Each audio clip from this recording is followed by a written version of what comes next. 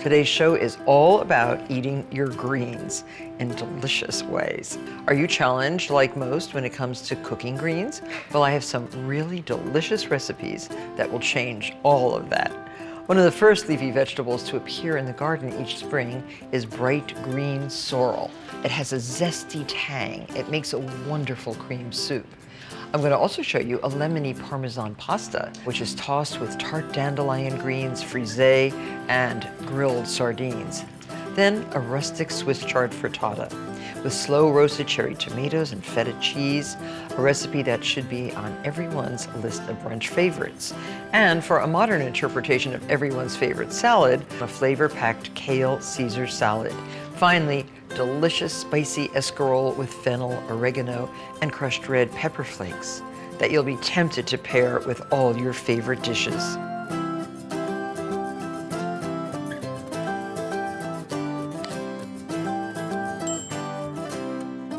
Sorrel's grown wild for centuries in Asia, Europe, and North America. This is what a sorrel leaf looks like. Long stem, a leaf that looks kind of like an elongated spinach leaf. It's easily transformed into a delicious cream soup served hot or cold. We've washed all the leaves. You need about 3 cups for this particular recipe. Remove the stems and cut into 1/2-inch pieces. Generally, cream soups in France are based on a bechamel sauce, but today we're using a velouté, which is based on a stock. We're using a chicken stock. My mother often made sorrel soup because we all love the sour taste. Sorrel is a hardy perennial herb. It belongs to the buckwheat family. Very high in vitamin A, contains some calcium, phosphorus, potassium, magnesium, and vitamin C. So it fulfills a lot of our vegetable requirements. To make the soup, melt 3 tablespoons of unsalted butter and saute 1/3 cup of finely minced white onion. You could also use a shallot. So let that saute just until the onions are translucent. It'll take 6 to 8 minutes or so.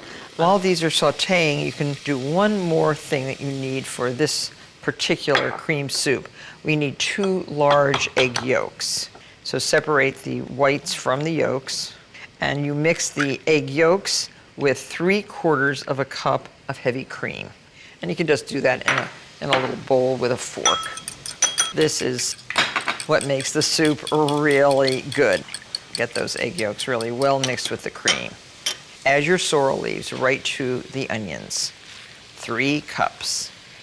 You can immediately smell that delicious sourness that sorrel emits as it cooks. And as the sorrel's cooking, add 1/2 teaspoon of coarse salt. Where's the sorrel? It cooks way down. And now just sprinkle 2 tablespoons of all-purpose flour over your sorrel leaves and cook. This is sort of like the beginning of a bechamel. Now 6 cups of hot chicken stock. This ladle, pre-measured, is 1 cup or 8 ounces. Someday when you're home on a weekend, make some stock. Keep it in quart containers so that you have exactly what you need when you want to make a really great soup like this. Now bring this to a simmer, and then we're going to create the liaison. Here's our eggs and cream, and now with a whisk. This is very, very hot, so very carefully add 1 cup to your cream and egg. And very slowly add your cream, stock, and egg yolk mixture. And that is the liaison. In cooking, a liaison is a thickening agent for soup, sauces, and other mixtures. So that's it. This is our soup. I would add a little bit of black pepper. You'll taste it as it cools for salt. And then right before serving, incorporate about 1.5 tablespoons of butter into the hot soup. This adds just another little dimension of flavor. If you're planning to serve the soup cold, you don't have to add the butter. So now just ladle into your serving bowl. And you see it's thin, but it has texture. And it has really unusually good taste. So that's your hot sorrel soup. I like a sprinkling of spring chervil and a little tiny dollop of creme fraiche. That is a beautiful soup of sorrel. Now, if you want to serve it cold, chill overnight. You can put it in a pitcher like this for easy serving. And this too can have a sprinkling of chervil and a dollop of creme fraiche. There you have 2 services, 1 soup. If you haven't tried sorrel, I suggest that you give it a try. Frisee and dandelion greens are loved for their bitter bite, but you can tame them a little bit by adding the sweetness of caramelized shallots or onions. So I'm just adding olive oil to a big skillet, 1 tablespoon of butter too, to the oil, and 2 large shallots, peeled and sliced. I'm going to just saute these. And with the shallots, the dandelion greens, and frisee, I'm going to make a delicious recipe for pasta with grilled sardines and bitter greens. Dandelion greens. You can buy them in the marketplace, and you can actually pick them too. Wash them, dry them, and cut them into 3/4 to 1 inch pieces. Now, because we're going to also incorporate fresh sardines into this pasta dish, I have a stovetop griddle right here and a big pot of water just coming to a boil. Salt that, and we're going to cook for this particular dish bucatini. Bucatini is a thick spaghetti that has a hole right down through the center. The fine hole in the center of the bucatini prevents the outside from overcooking before the inside is al dente. So here we have our beautiful shallots cooked to perfection. Now add your greens. Start with the stems. They're a little heavier and coarser, you can see. And then you'll add the more tender tops of the leaves. Oh, I better get that bucatini in. So now the frisee. This is 2 nice heads of frisee cut into pieces. You can sprinkle the greens with salt, some pepper, and a nice pinch of chili flakes. Let that cook. And now the sardines. I just had a really, really great piece of fish in a Japanese restaurant, and they had a very fine powdered salt sprinkled all over the fish. So I took some mulled and sea salt and put it in this mortar and pestle, and I'm just trying to get it nice and powdery. Sprinkle that powdered salt on your sardines, and you can drizzle a little bit of olive oil all over the sardines. And then just lay them on a grill, 3 minutes per side. So now that the greens are wilted, add 2 cups of chicken stock. And that will cook the greens even more tenderly, and you'll love the taste. So let that cook.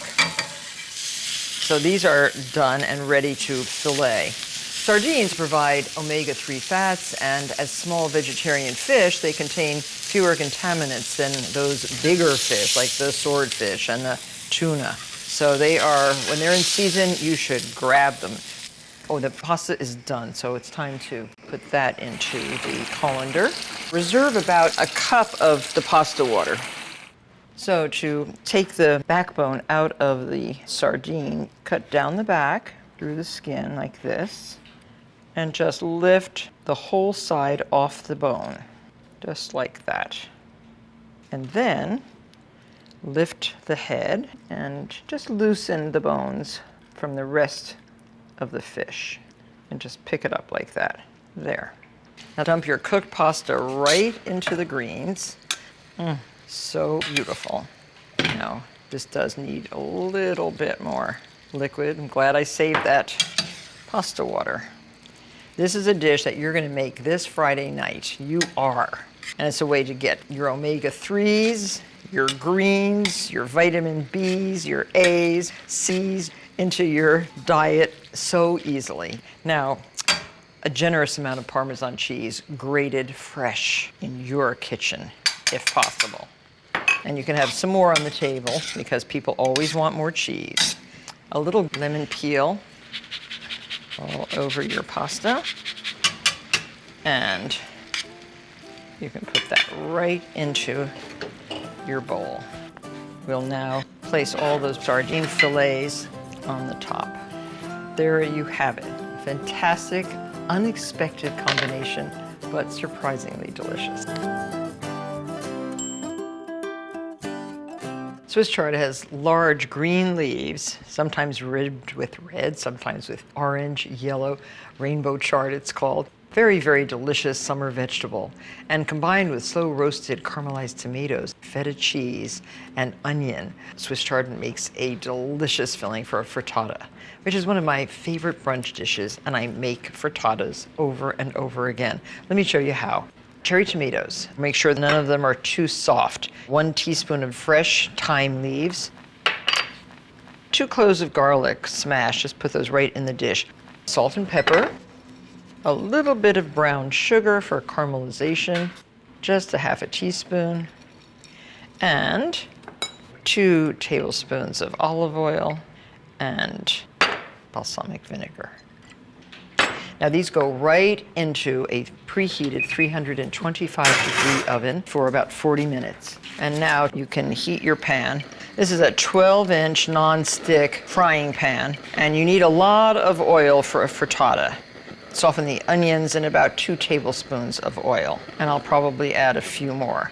So heat the oil, slice your 2 big white onions, approximately 1/4 inch thick.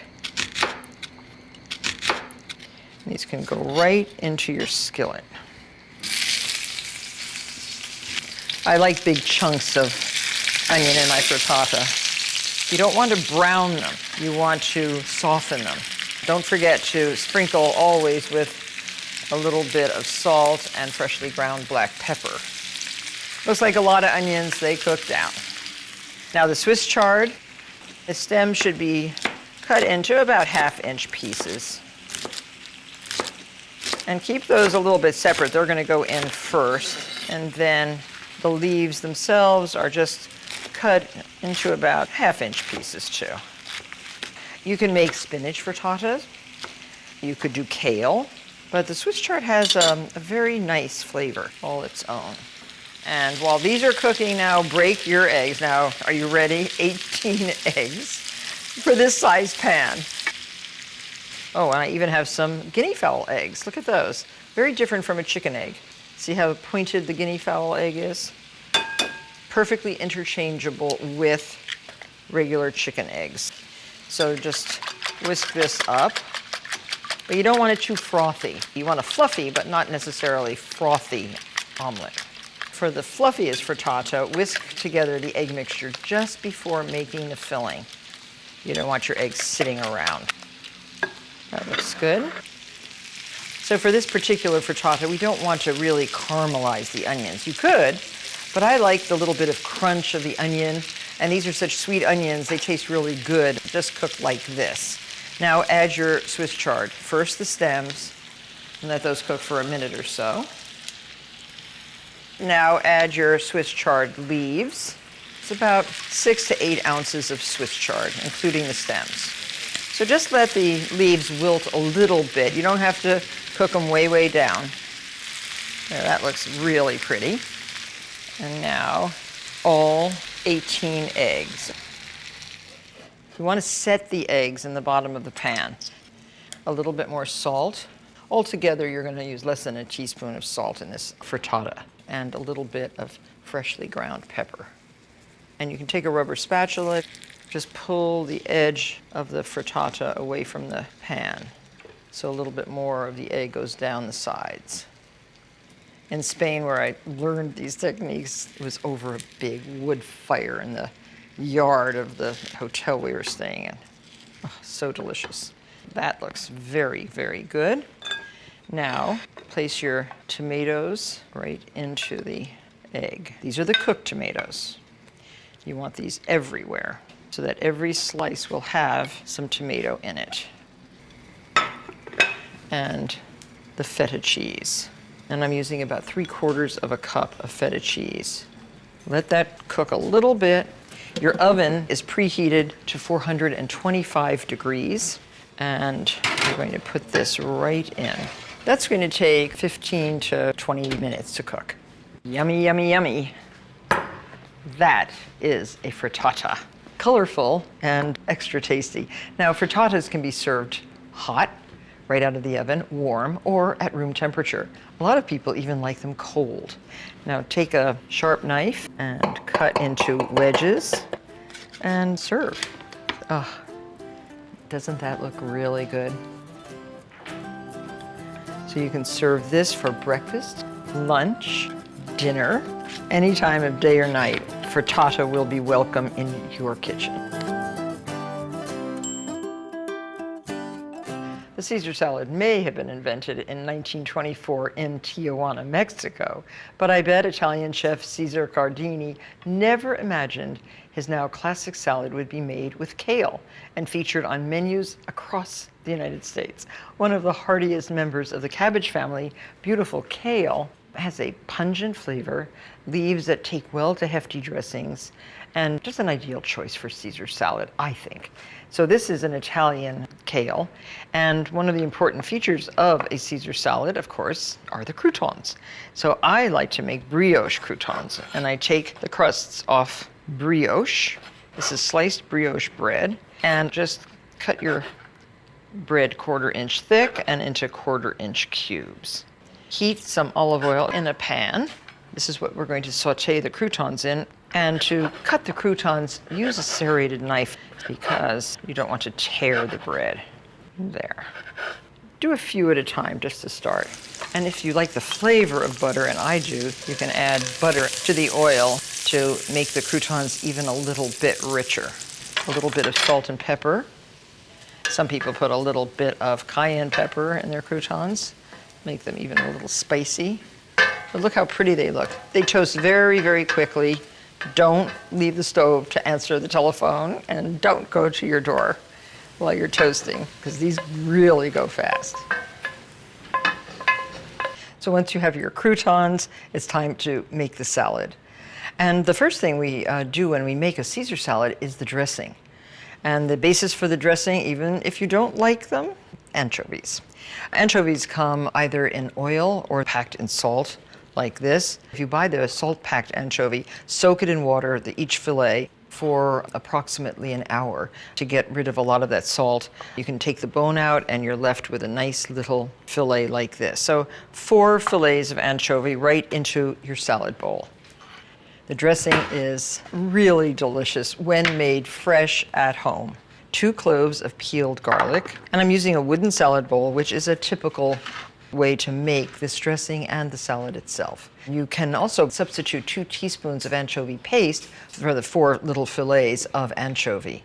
So crush the garlic, and I find that you can use forks, but a muddler like this works really well.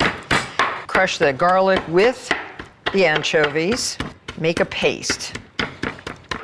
So once you mash the garlic cloves with the anchovy, add the juice of 1 lemon, and these little hand juicers are fantastic for this.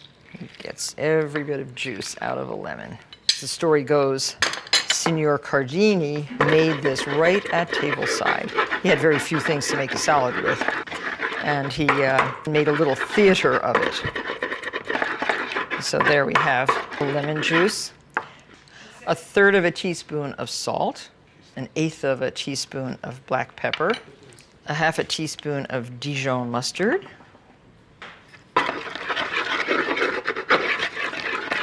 so that looks good. And now your egg yolk. Don't forget your egg yolk. Plop into the bowl. This adds the creaminess to your dressing. And now you can add your oil, a little bit at a time. And if you don't want to use a raw egg yolk, and many times the eggs that we get in the supermarkets are not the freshest, you can use a tablespoon of store-bought mayonnaise instead. So now the rest of your oil. And now I think it's time for me to change from the muddler to a spoon and get this all incorporated. Now to this dressing, add about 1/2 cup of freshly grated Parmesan cheese right into your dressing. So this is a thick, rich, creamy dressing, and so superior to bottled dressings. Look how pretty that is. So now chiffonade the rest of your kale. We have a big bowl of it. And roll the leaves up like this, and then very finely on an angle, cut the leaves. Raw kale. Kale is tough. It is a really sturdy green. So it's better to chiffonade like this. And look how pretty that is when you do chiffonade it. It is now ultimately edible. You just put this right into your bowl. Let's add the whole bunch. So altogether, 3 big heads of Tuscan kale for this particular salad. And just toss and toss and toss until every leaf is coated. And a nice sprinkling of the croutons. You can save some on the side for those of you who want more. So toss in the croutons and serve. Cold, crunchy, delicious. That is Caesar salad, made with kale. So if you're looking for another way to induce your family to eat greens, how about just sautéing greens in a little bit of oil with garlic, onions, fennel, myriad vegetables. Grapeseed oil is a very nice flavorless way to cook. Use a tablespoon of this enhanced with 1 tablespoon of butter in a big skillet. And we're going to be cooking escarole. Escarole is a bitter green lettuce. It's a member of the chicory family. This is 1 head of escarole. And to the butter and oil, 2 cloves of garlic peeled and sliced, and a large red onion peeled and thinly sliced. As soon as this cooks a little bit, we're going to add a bulb of fennel, a little pinch of red pepper flakes. So now the onions are starting to exude their moisture. Add your fennel. This is 1 large fennel bulb. This will take about 10 minutes to cook down. So you see after 10 minutes or so what happens to the onion and the fennel. Add a piece of fresh oregano if you have it. You could use a little dried oregano if you don't have it. And just let that cook. And now it's time to chop coarsely your beautiful washed escarole leaves into 3 or 4 pieces each leaf. Make sure you wash your salad.